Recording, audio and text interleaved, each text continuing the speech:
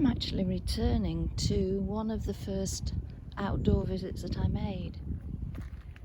The cottage garden, to quote, quintessentially English with its chocolate box, cottage and picket fence, brimming with traditional country favourites. Now it's ready for winter. Ooh, somebody's given that a good turning over.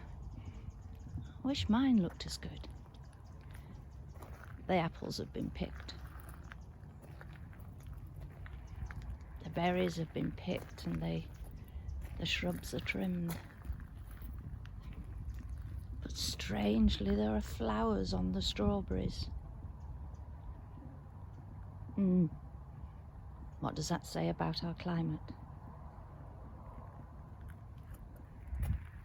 These tubs, when I came, were filled with red, white and blue flowers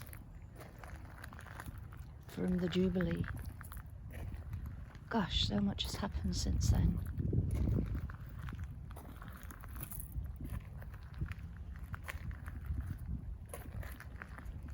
The rhubarb,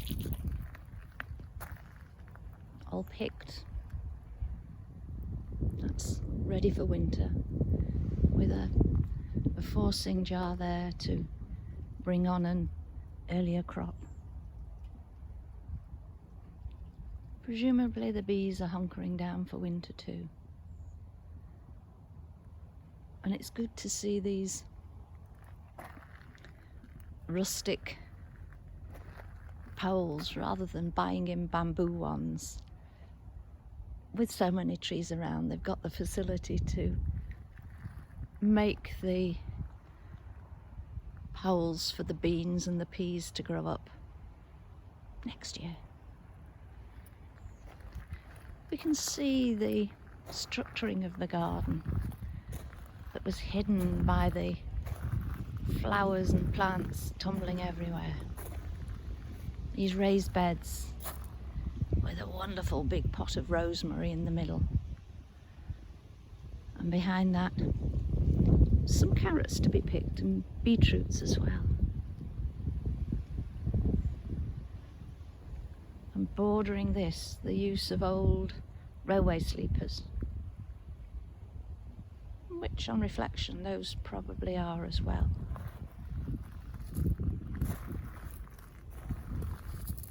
I'm hoping that this wind isn't buffeting too much. It was a calm sunny day when I set out, and it's changed. It's become blustery. So I'm walking along with my fingers crossed.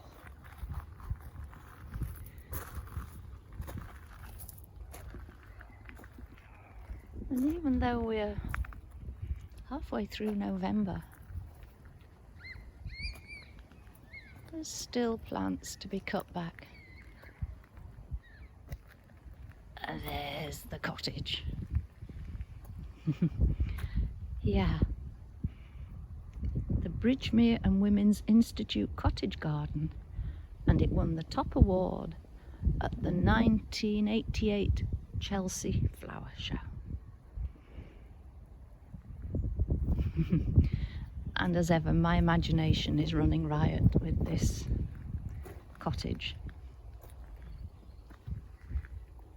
For me, at this time of the year, those windows should be lit with sort of pinkish light.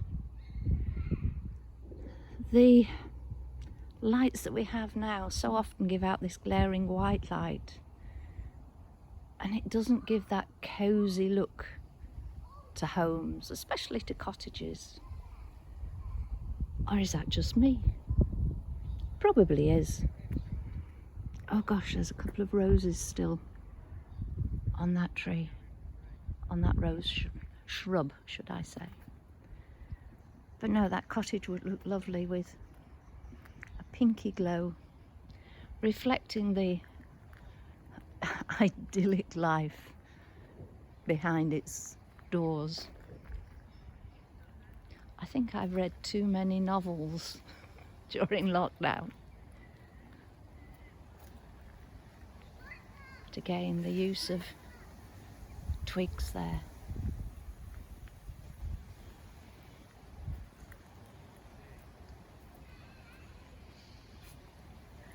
I love this bark. Different colours, there's greens and reds and browns and purples in there. Yeah. And in summer I spoke about sitting on the chairs, an outdoor table there, having an ice cream. I think today it would be more of a hot bowl of soup with a throw wrapped around my lap to keep me warm. I'm getting old, so I need to keep myself warm. And there, a nice pile of logs that would be used on the fire in the little cottage. Wouldn't be used on an outside burner. I don't like things like that. But how many mini beasts are living in there, hunkered down for winter? And I just want to get a nail and fix that fallen piece of wood. You've got enough to do in your own garden, you silly woman. Don't look at things like that. So there's this miniature cottage.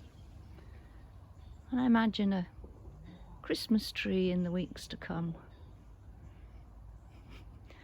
There's no room to swing a cat in there, but that doesn't affect my mumblings and wanderings. And these look like poppies. That looks like fresh green growth. Or is it me? Have I, as ever, misidentified plants? I'm sure somebody will tell me. So thank you for sharing this time with me, this revisit. And I'll wander inside, not for an ice cream this time, rather for a nice hot cup of coffee, and maybe even a scone to go with it. Thank you for joining me, and I will be interested to look back onto the piece from 3 months ago to see the changes in this garden. Take care. Speak to you soon. Bye.